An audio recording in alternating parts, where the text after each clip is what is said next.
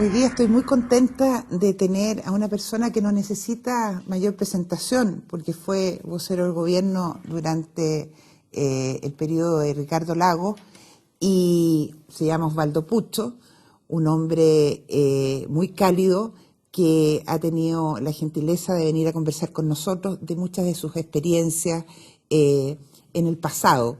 No es que te quiera hacer viejo, Osvaldo, pero estoy muy contento que estés aquí. Y porque se está también rememorando muchas de las situaciones que se vivieron hace muchos años, el 11 de septiembre. Y tengo entendido que tú fuiste uno de los pocos que se quedaron dentro de la moneda ese día, que fue muy alegre para muchos y muy fatal para otros. ¿Tú puedes recordar de alguna manera, Osvaldo, esos tiempos y te produce una situación difícil? Bueno, yo soy un convencido que fueron días muy duros, muy complicados. Fue la culminación de un proceso de tremenda polarización que estaba viviendo este país. Yo tenía 20 años, era estudiante de Derecho de la Universidad de Chile, o sea, de la universidad propiamente tal. Y partimos muy temprano con mi padre, que era secretario privado del presidente Allende, una persona muy cercana a Allende, a su trayectoria, a sus campañas electorales. Y tuve, yo siempre lo digo, a la suerte, el privilegio inmenso de con 20 años poder estar en un momento histórico de esa magnitud, probablemente ni siquiera tan consciente que ese era el día del desenlace.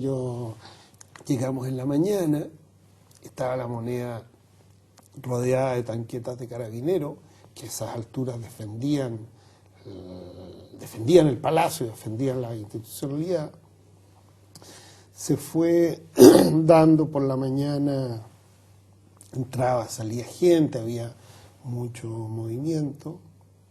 Alrededor de las 10, el presidente Allende reunió a la gente que estábamos ahí en el patio abajo, que ahora actualmente es el patio de los Canelos, se llama. Hizo un discurso que yo siempre recuerdo como una cosa muy singular. Hay una parte en el Génesis en que están las excepciones de la guerra, los que no tienen necesidad de ir a la guerra. Y el discurso de Allende, la gente que estaba ahí fue muy en ese sentido, con un profundo cariño por la gente.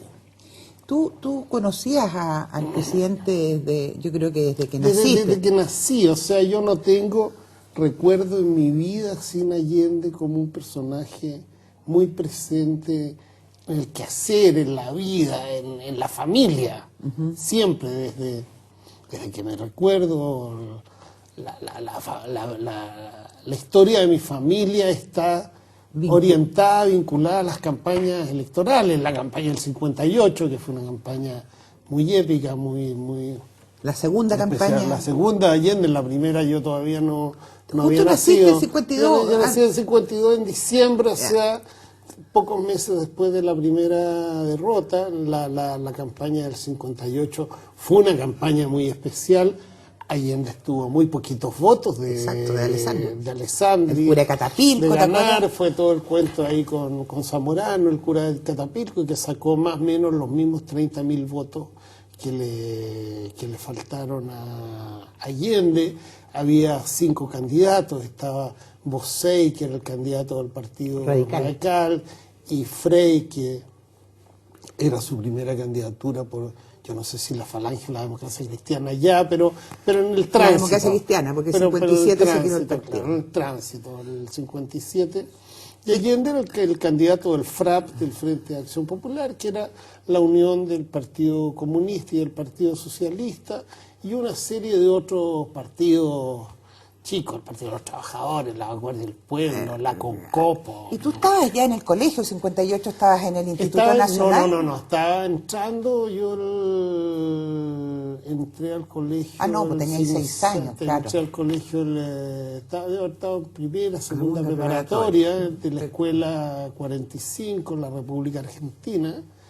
Era alumno de una de las más maravillosas personas que ha tenido la educación chilena, la señorita Raquel Seguel, que era nuestra profe. Era una escuela pública, gratis, de calidad, en que éramos 53 chiquillos. La señorita Raquel se las arreglaba con los 53. Y yo siempre cuento que tiene que ver con lo que era la educación pública. Cuando yo escribí mi doctorado en Berlín. Doctorado en filosofía para la gente que obtuve, y lo digo no por vanidad, sino obtuve la máxima calificación posible. ¿Cum laude? Summa cum laude, que es una distinción que cuando yo saqué mi summa cum laude hacía 10 años que en Berlín un extranjero no obtenía esa calificación. Y yo me recuerdo haber escrito en el doctorado cosas que había aprendido de la señorita Raquel. Por lo tanto, la escuela pública chilena tenía nivel educativo que daba para como con mucha calidad, claro. Con mucha calidad.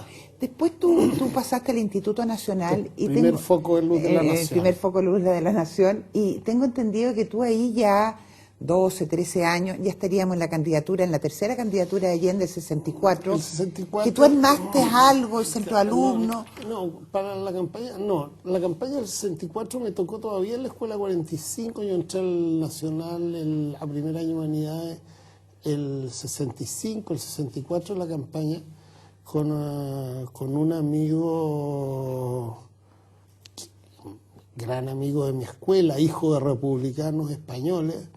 Armamos un comité allendista y nos dedicábamos a pegar propaganda. En esa época la propaganda se pegaba con engrudo, hacíamos engrudo ante las molestias en la cocina de mi mamá, y ya éramos muy activos políticamente. ¿Pero tú militabas en esa época? No, en esa época era muy cabro chico. Yo empecé a militar a los 13 años en tercer año de Humanidades del Instituto Nacional.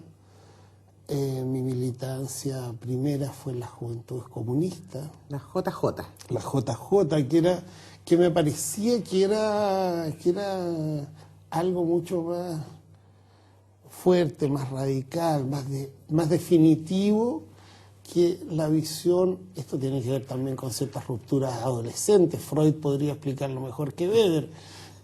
Con mi padre, con la cierta ambigüedad que lamentablemente fue la ambigüedad que después no logró imponerse de lo que hoy día podríamos llamar las posiciones más reformistas, más socialdemócratas, que fueron...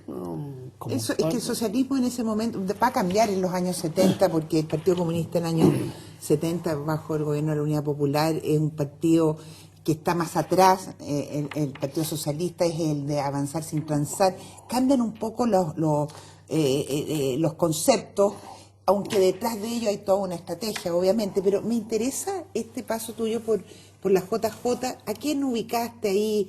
¿Armaste amistades? ¿Pudiste...? No fue un tiempo muy largo. Obviamente tengo amistades que duran hasta ahora, el grueso. Hay gente que está fuera de la política, cuando tú te encuentras, de la política más activa. No hay ningún dirigente hoy día significativo que sea de esos tiempos. Incluso con alguno que milité en el Instituto Nacional, terminó trabajando en la dictadura con Pinochet. O sea, hubo destinos personales era muy joven, distintos, éramos muy cabritos, pero muy comprometidos y muy conscientes. O sea, yo creo que había un nivel, la generación nuestra es una generación que vivió muy conscientemente su tiempo. Nosotros teníamos presente en el instituto, era tema de conversación en los recreos, la guerra de Vietnam,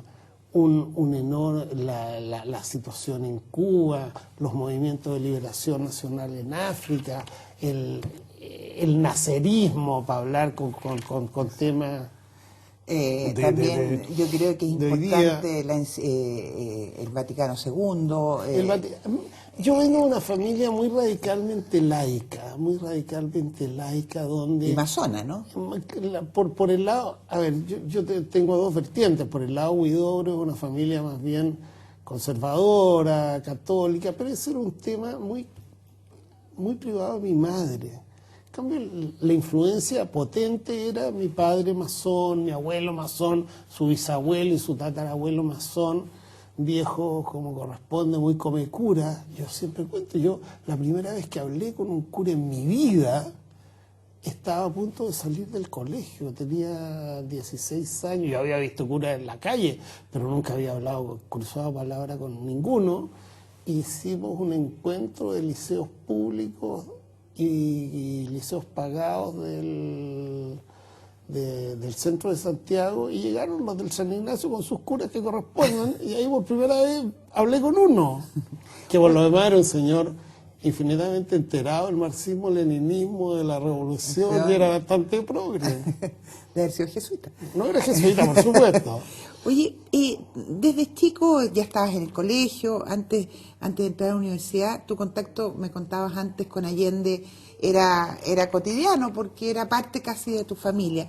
¿Cómo era contigo Allende? ¿Cómo era él en su intimidad más allá de lo político? Allende era un tipo en lo familiar, un cálido, preocupado, le gustaba involucrarse en los juegos nuestros, ser parte, pero también tenía una actitud permanente de ser Allende. Yeah. O sea, ahora es muy difícil con personajes de esta connotación pública que un cabro chico haga el switch entre el señor que sale en los diarios, empezaba a salir en la televisión porque empezaba a ver televisión. 62, claro. Yo soy exactamente la última generación que creció sin televisión. La televisión llegó el 62 a la casa de mi abuelo y a mi casa para la campaña del 64. O sea, era ya más grandecito, no, la televisión no era un... Pero un señor muy público. Él trabajaba de Allende permanentemente. Sí, él le jugaba su imagen, digamos. Claro, ¿Ah? claro. Y te decía Osvaldo, niñito, te hacía cariñito en la... Bueno, cuando el chico me diría Osvaldito y eso, pero en general a nosotros nos decía compañero joven, hablando para el lado como hablaba Allende, sí. Compañero joven. Claro, que el trato de compañero, además, mi padre nos compañereaba, porque era un trato muy cálido, muy significativo además. En algún momento entraste a estudiar Derecho, como también contabas, a la Universidad de Chile, que no es la única universidad, debo decirte, pero yo respeto... Pero es la propiamente tal, ¿no? Hay otras, desde luego.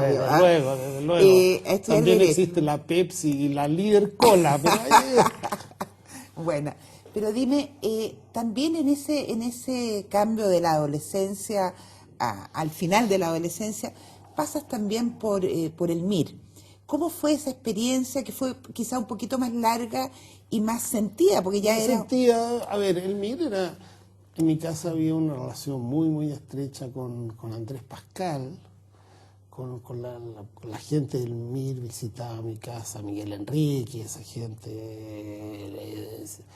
Edgardo, su hermano, Bautista Fanchowen. Visitaba mi casa con frecuencia, con regularidad, porque Andrés estuvo un tiempo largo escondido durante el gobierno de Frei cuando los buscaban. Exacto. Por los ataques a los bancos, ¿te acuerdas? Por los asaltos a los bancos, si no eran ataques, eran asaltos. Asalto. Y entonces había una relación, y obviamente en un mundo que se radicalizaba, que uno tenía una visión, era muy profundamente ideológico. Teníamos una visión muy ideológica, leíamos harto, andábamos preocupados de cosas muy raras, de discusiones muy teórica, y se producía también una cierta fascinación por el atajo, por llegar antes. Con esto probablemente se mezclaban también temas que tenían que ver con las rupturas con pasados familiares y eso. Y claro, el MIR era una opción que tenía una cierta... Un aura. Un aura, una imagen. Era gente muy inteligente, yo creo que es poco probable que uno encuentre en Chile generaciones de gente tan inteligente y entregada como fue la gente del MIR. En cierto modo es muy parecida a lo que fue la generación del MAPU, Claro. con un mucho mayor, que es Además una generación que por otras razones sobrevivió. Y al menos sus dirigentes, bueno, eso es muy típico, sus dirigentes eran parte de una élite Claro. social, de una élite económica, siempre se da eso. En esa experiencia en el MIR, ¿te tocó tomar alguna vez una pistola, una metralleta? Porque tú eres más bien tranquilo. No, pero podría, si hubiera sido, pero yo era más bien del mundo universitario. Yo creo que en la violencia del MIR, vista ahora a la distancia, era mucho más discursiva, mucho más de ostentación, que hay un tema que tiene que ver con la historia de ese periodo. Mi impresión es que la izquierda más radical, y lo digo en plural, nunca pensamos que el lenguaje podía tener efectivamente efectos políticos, que los otros se lo iban a tomar tan en serio, que los otros iban a verse tan amenazados. Y había algo ahí de ingenuidad, candidez, ostentación, tiempos distintos. Era un mundo más bipolar. Hoy día cuesta mucho explicarse lo que era la bipolaridad en la existencia y el proceso de radicalización que se produjo en el país, pero además la bipolaridad en el mundo. Era un mundo menos intercomunicado. Guerra Fría, Guerra Fría, unos Estados Unidos que campeaban con mucho mayor prepotencia, abuso de poder, que se metían en América Latina con desparpajo. O sea, claro, nosotros tendemos porque somos un paisito muy isleño en toda nuestra historia, somos una copia feliz del Edén, como dice la Biblia, pero en el Edén vivían solo dos y creían que eran todos. Y si uno sigue leyendo la Biblia, en otras partes habían, porque cuando los expulsaron, o sea, nosotros tenemos es una metáfora que no es menor, no es menor. Nosotros creemos que estamos solos, que somos los únicos, que tenemos el monopolio, la verdad, el monopolio universal del sufrimiento. Y vamos a Alemania y decimos, no, las salchichas chilenas son 50 veces mejor. Y uno va caminando por los campos elíseos y dice, no, esto igualito al parque forestal, pero es copiado, no deben haber copiado todo esto. O sea, somos muy provincianos. Y en ese sentido nosotros tendemos a explicar lo que nos pasó por la vía de la polarización de nuestra propia sociedad. Y lo que hubo aquí fue una intervención brutal. O sea, si uno lee las memorias de Kissinger, es una gran lección de humildad para Chile. Primero, que en el Consejo de Seguridad de América del gobierno de los Estados Unidos pusieron a Chile en tabla. Era un consejo que se reunía una vez por semana pusieron a Chile en el primero y lo sacaron porque tenían que discutir cosas más importantes. Nos trataron como en el cuarto. Estamos hablando entre... El 73. Hasta que Allende pasó a ser, y el gobierno Allende pasó a ser una amenaza. Es que Allende no era ninguna amenaza. O sea, Estados Unidos estuvo involucrado en el asesinato del general Schneider y Allende todavía no había asumido, no era amenaza ninguna. no era amenaza ninguna. O sea, ellos decidieron conspirar porque suponían que Allende era una amenaza, si todavía no existía la amenaza. Es bien interesante porque son, bueno, tú sabes que hay, y esa es la riqueza, digamos, de conversaciones y de la historia, hay visiones muy diferentes, pero lo importante aquí es lo que tú estás señalando a nivel macro, de que uno toma esos momentos históricos en el cual tú fuiste protagonista como un hecho en que el discurso, en el fondo, el discurso lleva a la acción. ¿Ah? Estamos claros que el discurso lleva a la acción, pero en ese tiempo no estamos conscientes que ese discurso lleva a la acción, desde un lado de la vereda y desde el otro lado de la vereda.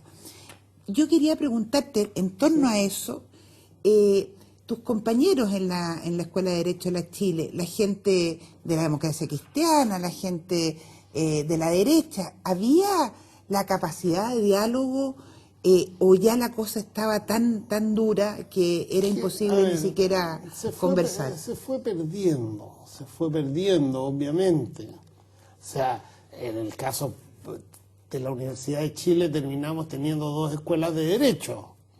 Se dividió la escuela en rigor y uno se tomaba la escuela un rato y los otros hacían clases en una facultad, en la Facultad de Música, y así había una cierta intermitencia. O sea, pero en lo personal, yo con muchos de mis compañeros, incluso los de derecha, nunca perdí la capacidad de diálogo, porque hay gente que uno le tiene cariño, pero eso es un tema más de carácter, ¿eh? Sí. Pero es distinto lo que fue la situación del 70 y del 71, lo que fue el 71 y el 72, y lo que fue los últimos meses del 73. Cuando uno habla del gobierno de Allende tiende a pensar que fueron sus últimos 2, 3 meses después del tancazo y eso. Pero Allende despertó una enorme expectativa, una enorme esperanza. Si hubiese cundido la sensatez en esa época yo habría considerado que era una borderline con la traición, pero si hubiese cundido la sensatez, dejémonos de cuento,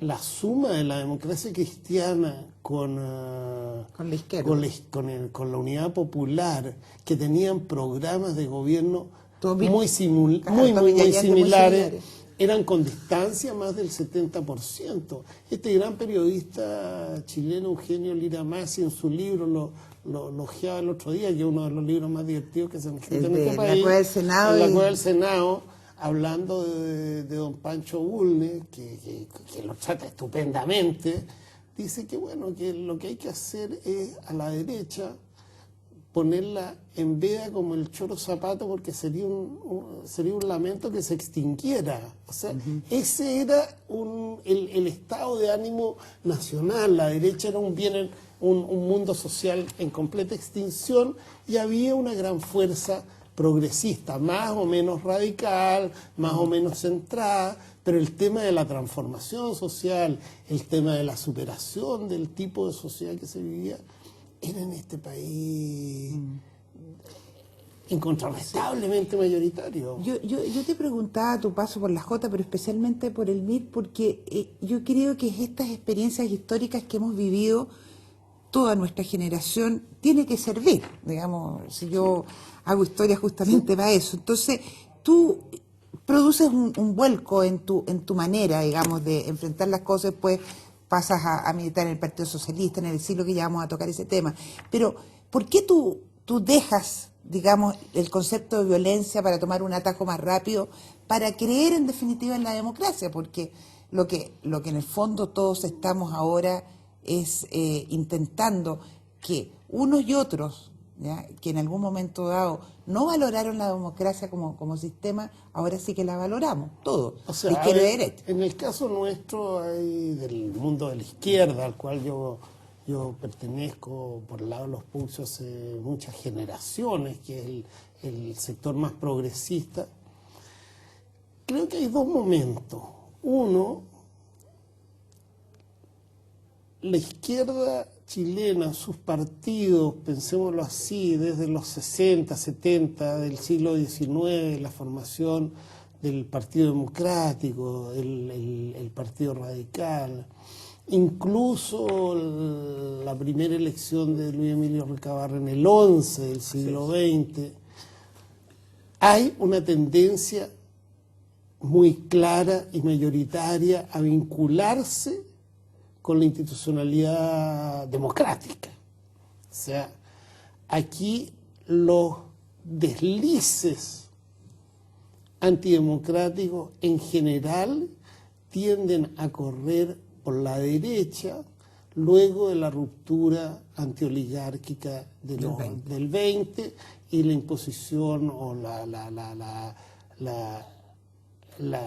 si no imposición, por lo menos este acuerdo algo forzado de la Constitución del 25, que tiene una impronta democrática muy, muy clara. Sí, claro. Esto tiene un segundo elemento, que hasta entrada la intervención de los americanos de posguerra en las Fuerzas Armadas de América Latina,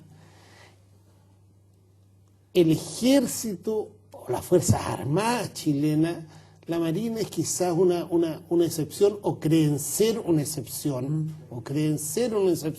en su propio mito más británico.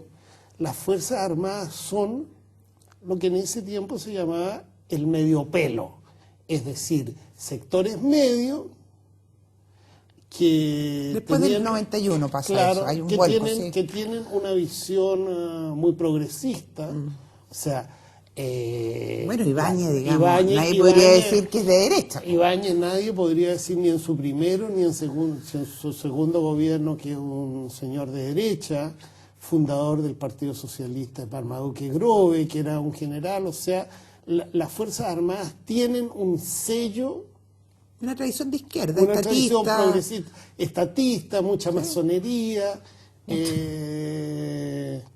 etcétera. Entonces la izquierda tiene un arraigo cultural potente en la democracia. Si uno relee lo que fue el programa del Partido Socialista del 49, escrito o el 47 por Eugenio González, es una pieza impecable que la podríamos comprar con todas nuestras convicciones democráticas hoy día de punta a rabo. ¿Y qué le pasó a Carlos Altamirano? Porque en el fondo Carlos Altamirano de alguna manera representa ese otro socialismo. Habría que preguntarle pero a tu colega Gabriel Salazar. No, es muy bueno el libro de Gabriel y obviamente...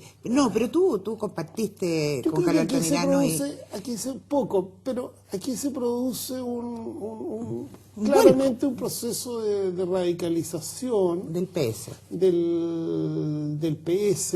El PS es un partido que es mi domicilio afectivo, no solo político, es mi partido. Yo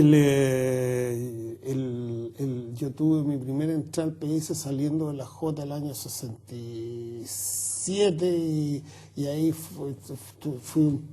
tuve mi periodo de adulterio con el MIR, pero que fue relativamente breve. O sea, el tema es, en ese sentido, el PS es un partido singular, también por sus orígenes. El PS es una conjunción en sus orígenes de burguesía liberal, de sectores ilustrados marxistas y de anarquistas. Y el gen anarquista es un gen muy potente, yo tiendo a pensar que tiene algo de dominante más que de recesivo. ¿Tu papá era amigo de Altamirano? No especialmente. Mi padre era muy del circuito allendista.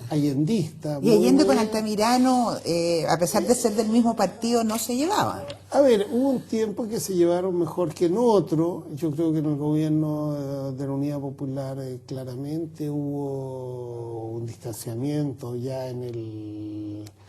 Pero en el PS hubo siempre un debate interno de sectores que estaban más en lo que uno podría llamar el mundo de la moderación, que era Salvador Allende, el Partido Comunista, el sector minoritario, el PS, el MAPU obrero campesino, y el sector más radicalizado, que pensaba en una opción distinta de cómo habrían de darse las cosas. Eso fue un proceso de radicalización bastante general en la sociedad misma, chilena, porque la derecha también se radicalizó. La derecha también porque siempre fue una derecha democrática. Claro, se radicalizó.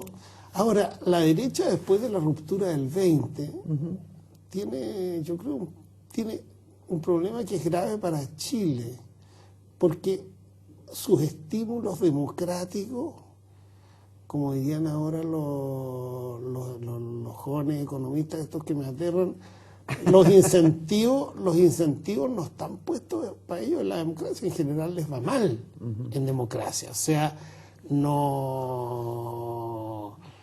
gobiernan bien. Fue el caso de Jorge Alessandri, claramente es un caso que está sucediendo ahora. No son buenos en el gobierno, a menos que gobiernen como en los 17 años de Pinochet, con métodos que están más bien alejados de la democracia, por decirlo suave, son heterodoxos para los efectos de la paz social. Entonces, ahí yo creo que un gran desafío de Chile, y esto lo digo hacia el futuro, es cómo logramos una derecha que al mismo tiempo sea capaz de sostener profundas convicciones democráticas convincentes para la población y además gobernar bien. Bueno, yo me encantaría poder hacer una serie de disquisiciones en torno a ese tema, pero yo prefiero en este caso, y tú eres mi invitado, escucharte a ti. Y me gustaría, ya que mencionaste a Pinochet, volver un poco a ese 11 de septiembre y a que me cuentes ya más de tu experiencia personal dentro de la moneda, porque yo creo que ahí hay un quiebre muy importante para ti, para tu familia, que después se va a traspasar a la isla Dawson. Entonces, si tú me pudieras transmitir la emoción, el sentimiento cuando se bombardea la moneda, cuando las últimas palabras que tuviste con el presidente, si las palabras de tu padre, es decir, que me pudieras recrear. Mira, esos momentos. Fue un momento de mucha riqueza humana, personal. Se vieron actitudes, en el mejor sentido de la palabra, de gran humanidad. Yo vi un presidente Allende a quien siempre le tuve afecto y una gran admiración, perfectamente puesto, situado en lo que él era, la encarnación de el Chile democrático y republicano que estaba siendo ilegítimamente barrido por la fuerza bruta. Él tenía claro eso, él tenía claro que la defensa de la moneda, que era a batalla perdida, obviamente, porque ahí habíamos 40 personas, algunos con armas que daba lo mismo, contra una fuerza. Ese a día? todos nos repartieron en algún momento, al final del día, con una fuerza incontrarrestable. Déjame transmitirte una sensación primero humana. Uh-huh. Ahí estaba la decencia, ahí estaba donde uno tenía que estar, ahí estaba lo que mejor representaba al Chile que uno se imaginaba, que era el Chile del cambio, de la transformación, pero yo creo en gente como mi padre, como Allende, de tradición muy republicana. Ahí estaba la República. Yo creo que el mismo suicidio de Allende es en sí mismo un gesto republicano. Se parece mucho al de Balmaceda. Balmaceda se suicida en la legación argentina el día que concluye su mandato. Es decir, él afirma su mandato hasta el último día porque él sabe que él ya no es en sí mismo José Manuel Balmaceda, sino Amunátegui, sino él es la encarnación del cargo. Y Allende, cuando se pega el tiro, él lo hace como un gesto en que ese cargo que él encarna, por lo tanto su debilidad es a todo trapo, ese cargo que él encarna le lleva su vida física, le lleva su persona de carne y hueso, la responsabilidad republicana, la responsabilidad democrática, la dignidad de defender el cargo lleva la vida. Eso lo contrasta enormemente con la actitud de Pinochet, que terminó buscando certificados médicos para que dijeran que era loco, y después hace la ostentación cobarde cuando llega a Chile y se para de la silla de ruedas. O sea, son dos conductas morales de calidad muy distintas. Y yo creo que con eso tiene que ver la figura de Allende como una figura no solo internacional, sino en los jóvenes de tamaño. Entonces, en la moneda, para volver al tema, en la moneda hay una sensación de los que estamos ahí, que estamos en el lugar correcto. En lo personal, yo no soy un tipo singularmente corajudo, muy por el contrario, siempre fui el más chico de mi curso, por lo tanto evité cualquier enfrentamiento físico que pudiese tener con seguridad consecuencias desagradables para mí. Pero ese día, fíjate, yo me acuerdo, Allende me pide en un momento, no me pregunté por qué, me dice, compañero joven, vaya a ver cuántos gente uniformada queda en los puestos, que habían puestos que se habían instalado.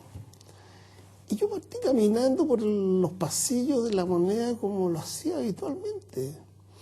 Y alguien me grita, agáchate, hueón, que están disparando. O sea, era una cierta no asumir en conciencia lo que ahí estaba sucediendo. Tú, Osvaldo, después fuiste tomado prisionero y partiste a Dawson. Yo digo Dawson, tú dices Dawson. Bueno, da lo mismo. Da lo mismo, lamentablemente no hay cómo no encontrarse con la isla. Exactamente. De alguna manera la película El Litín refleja lo que ustedes vivieron ahí. Yo diría lo siguiente, primero es una buena película, Litín es mi amigo, cada director tiene perfecto derecho de interpretar las cosas como fueron. Obviamente se basa en Dawson, pero no es un documental de Dawson. Yo en esa película me falta una cosa que creo no está reflejada, que en mi opinión es esencial, que es la enorme calidad fraterna de convivencia entre los presos. Yo recuerdo de pocos periodos de haber vivido en un grupo humano con más sentido del humor, que haya enfrentado más positivamente circunstancias muy complejas, habiendo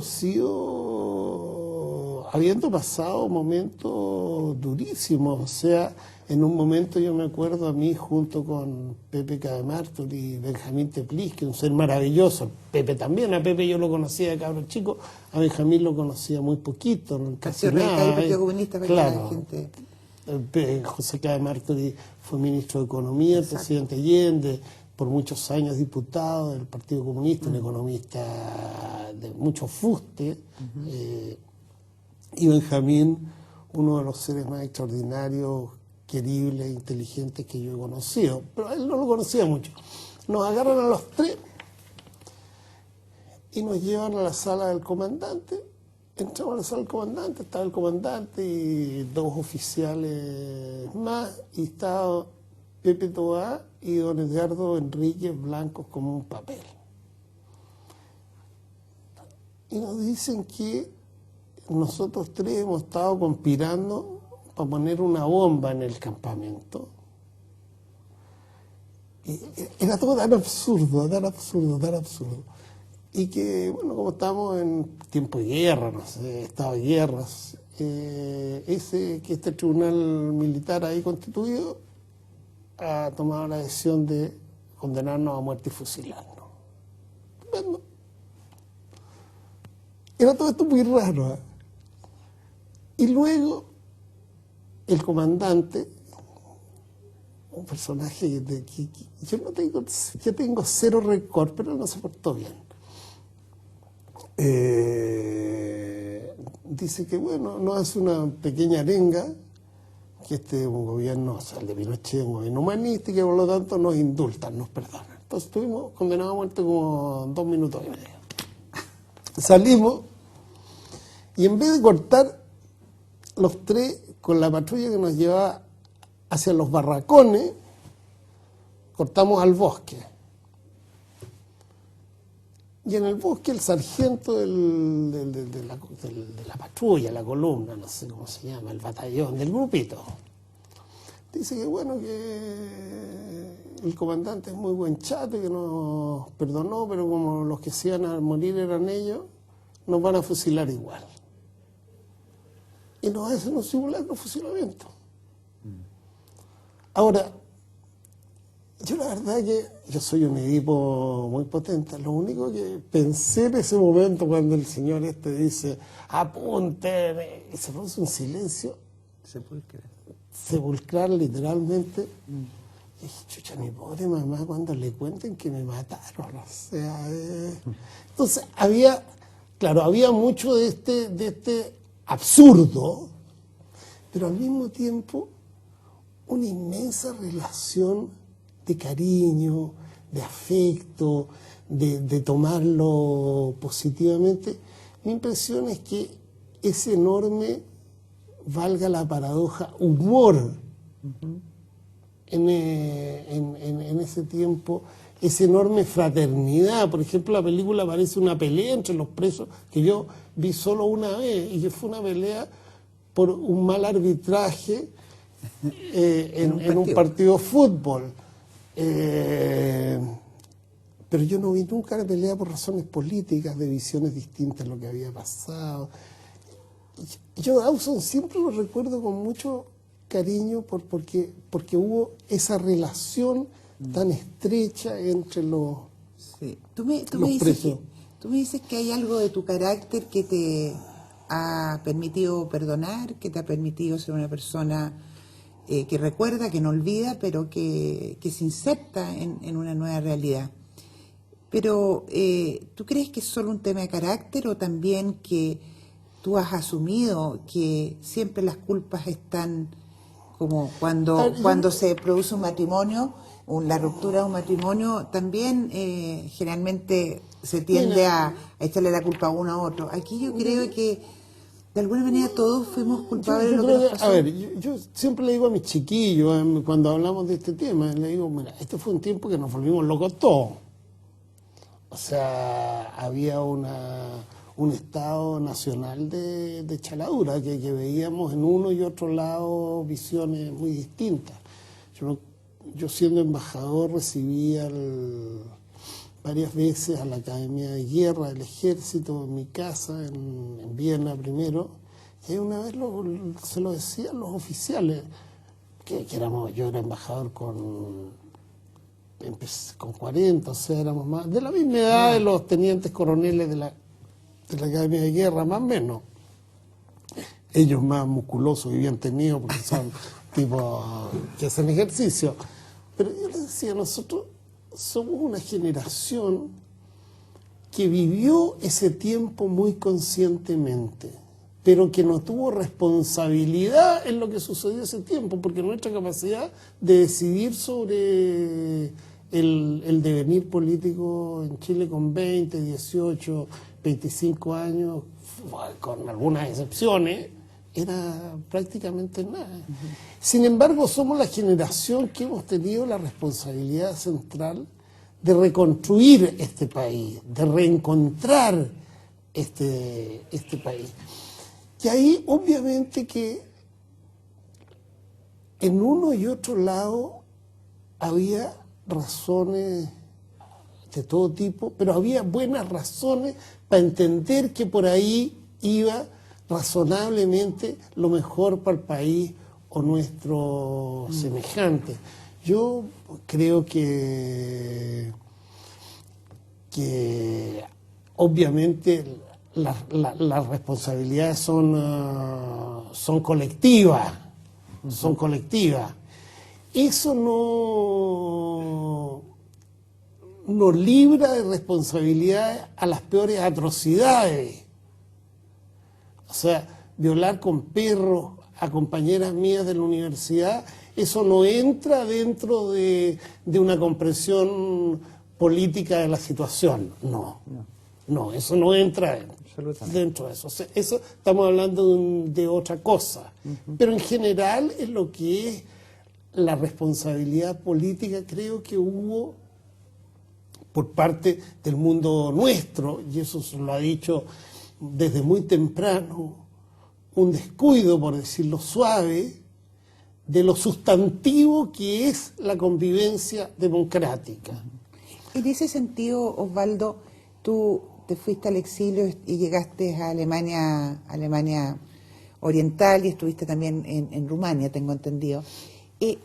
¿Fue para ti impactante ver que ahí de verdad esa democracia que tú soñabas tampoco se manifestaba claramente? Yo no sé si soñé alguna vez con esa democracia, pero claramente... Era la que de alguna manera era claro, el modelo para... Mira, el exilio es un fenómeno muy complicado y el exilio uno lo hace o lo vive o lo experimenta donde le toca, Yo con la RDA tenía y yo siempre digo, a mí me ayudó mucho en la vida la formación en mi casa, que era una formación muy democrática, muy de respeto a los valores democráticos, no solo mi padre, sino mi abuelo, a las instituciones, muy republicano en ese sentido.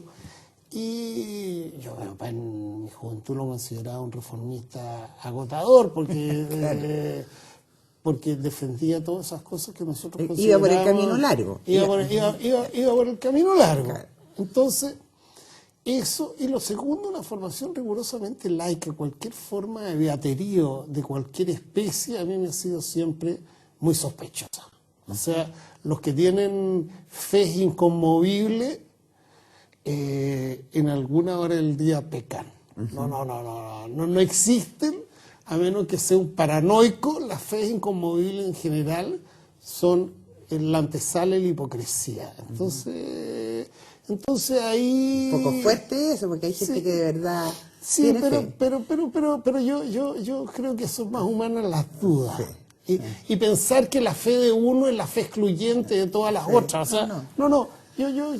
O sea, yo siempre tengo el beneficio de la duda conmigo mismo, con las cosas que yo creo que puedo estar perfectamente equivocado. Pero quiero que vuelvas a la pregunta que te hice en relación a tu experiencia ahí. Entonces, claro, aquí hubo un proceso de aprendizaje muy severo.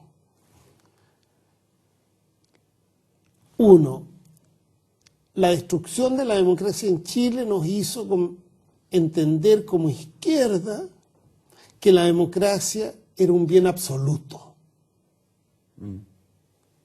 que no era instrumental, que la democracia era una victoria civilizatoria de la humanidad, la democracia representativa, que esto no estuvo claro en el siglo XX hasta muy tarde, ¿eh? que habían opciones muy legítimas, no democrático representativas, claro, que se consideraban estupendas. Entonces, aquí que las formas democráticas de convivencia, que tienen que ver con la tolerancia, con el pluralismo, con la electividad de las opciones, sean personales o conceptuales de las sociedades, eso es un avance civilizatorio de la humanidad. Y segundo, un tema que en Chile nosotros no nos habíamos preocupado mucho mayormente, porque no había sido nunca un problema, que era la universalidad de los derechos humanos. O sea, Y a mí yo lo tenía muy claro también cuando viví en la RDA, y felizmente hay testimonio de eso en mi doctorado. O sea, los derechos humanos son para todos. Yo, probablemente las mayores pifiaderas que me he llevado en mi vida fue una vez en un debate durante el tiempo del plebiscito en el Teatro de Temuco. El 88. 87, 88, por ahí sí. de haber sido, en que yo dije que todos los derechos humanos eran universales, que la pena de muerte era una atrocidad en todas circunstancias, y yo, en mi entusiasmo ahí en el discurso, dije que cuando llegara la democracia, si condenaban a muerte a Manuel Contreras, yo me ofrecía en el acto para presidir el comité contra la ejecución de Manuel Contreras, porque me parecía que nadie podía ser víctima de una pena tan incivilizada como esa. No fue bien recibido. Me imagino. Pero yo estoy convencido de eso. Estoy convencido de eso. O sea, que ese es un aprendizaje que nosotros hicimos. Y un tercer elemento, Sí. que ya lo hemos mencionado, es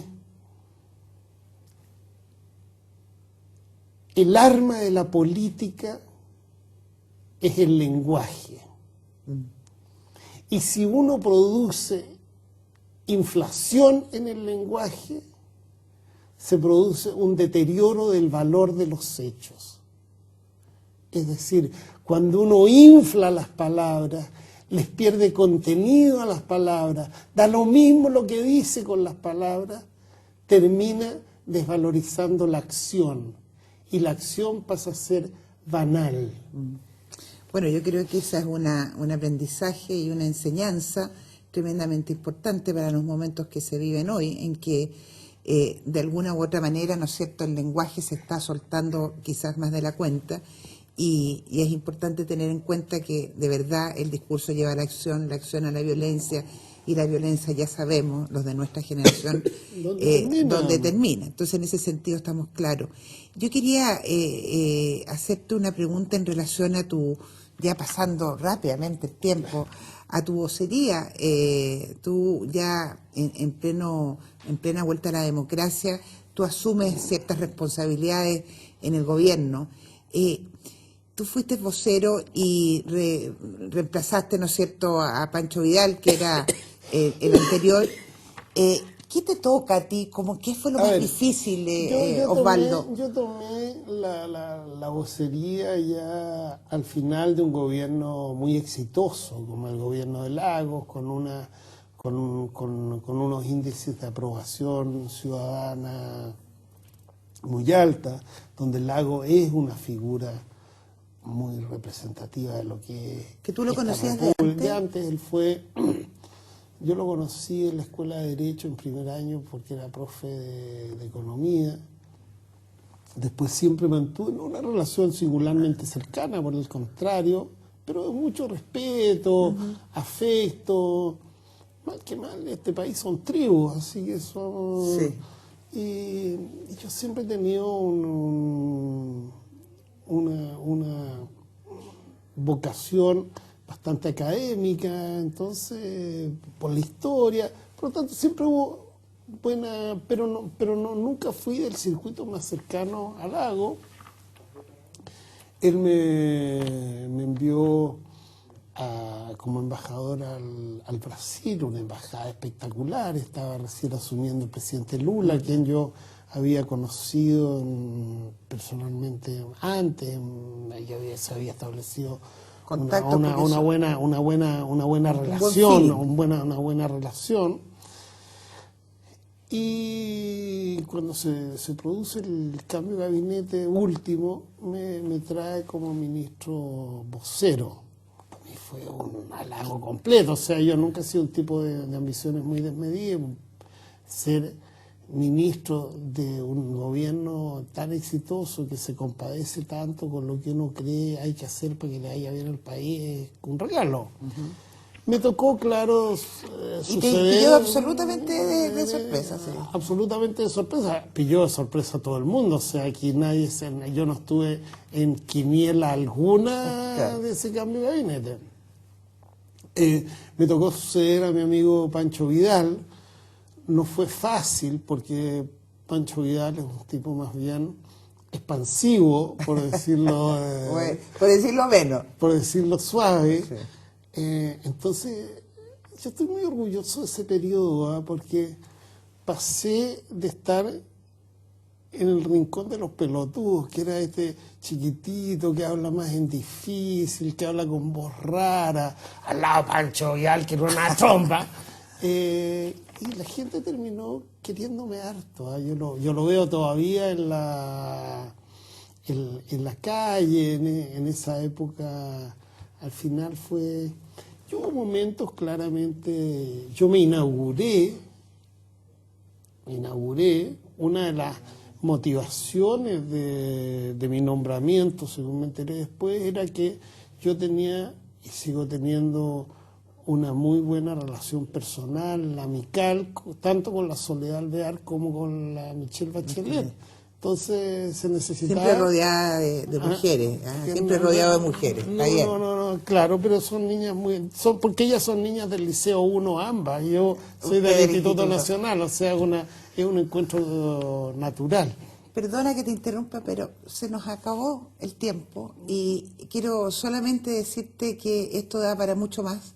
Estamos recién iniciando esta conversa y te agradezco muchísimo tu franqueza y tu bonomía de estar aquí con nosotros. Yo agradezco mucho, sí, se pasó volando la hora, como tengo tendencia a la lata, pasó lo que pasó, se acabó la hora y no conté lo que quería escuchar, pero repetiremos. Así, de todas maneras, Muchas perdona, gracias. gracias.